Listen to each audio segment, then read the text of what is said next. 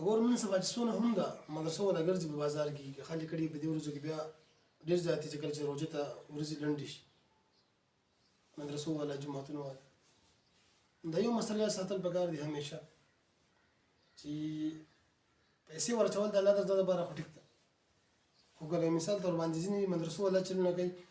چې که خلک ګړي اشنا کسان دي د دوکاندارانو ځان سره روان کړي یا د کلي اشنا کسان ځان سره روان کړي نو بعضې خلک چې دی نو چانده نه ور اچوي خو یو کس ورسره داسې راغلی چې د هغه د وجې نه بیا د شرمه د لاسه پیسې خامخا ور اچوي نو دا چانده جایز نه ده زموږ یو استاد مولانا احسان الله هغه زموږ په کلي کې مدرسې له چانده وغوښته کسان راغله نو هغه کس زرګر دی نو هغه 500 روپۍ ور واچولې خو دا یې ونه یې ورسره ورته وکړه چې په دې باندې به روټۍ وخورئ ځکه چې دا پیسې ما د پلانکي کس سره راغلی دي د وجې نه مې درکړې کنه ما خو به یا 50 درکولې یا مې 100 به درکولې دا کس هم داسې راوستی چې دا د 100 د 50 روپو نه دی نو لهذا دا په دې باندې باندې به روټۍ وخورئ دا د مدرسې په پیسو کې ما اچوم